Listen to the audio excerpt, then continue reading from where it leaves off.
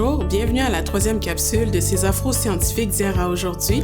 Je m'appelle Stéphanie et je serai celle qui, tout au long de ce voyage de connaissances, vous permettra d'en apprendre davantage sur des personnalités noires de l'histoire qui ont contribué à l'avancement des différentes branches des sciences de la santé dans le monde. Mais qui est donc William Augustus Hinton? William Augustus Hinton est un bactériologiste et un pathologiste afro-américain. Il est le premier professeur noir de la faculté de médecine de l'Université d'Harvard aux États-Unis. Durant sa carrière, Hinton développe un test de dépistage de la syphilis.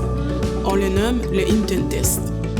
En raison de son exactitude, ce test est approuvé et utilisé par le Service national de santé publique des États-Unis en 1934. En parlant de recherche dans les sciences de la santé, voici un deuxième personnage très important, Solomon Carter Fuller.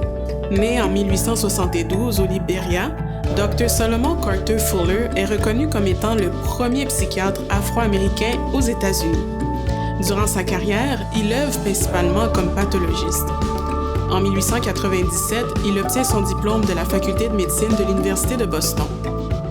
Sa recherche sur les maladies dégénératives du cerveau lui ont permis de se classer parmi les pionniers des savoirs cliniques de la maladie d'Alzheimer.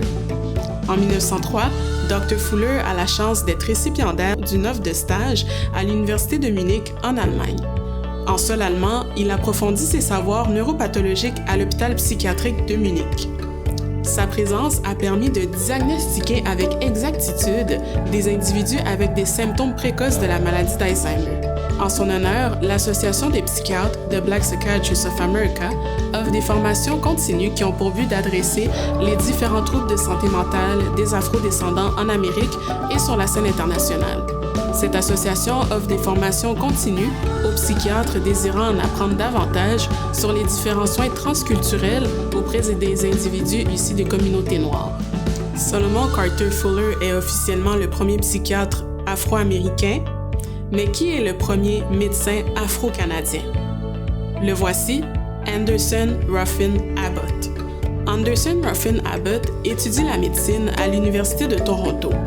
En 1861, Abbott est devenu le premier homme afro-canadien diplômé et licencié en médecine au Canada. Pendant la guerre de sécession, de 1861 à 1865, il figure parmi les 8 chirurgiens noirs en service. À son retour en Ontario en 1866, il fonde un cabinet médical et en 1871, il est officiellement reconnu par le Collège des médecins et chirurgiens de l'Ontario. C'était Stéphanie Boumba. Je vous attends pour un prochain épisode de ces afro-scientifiques d'hier à aujourd'hui. Portez-vous bien. À plus!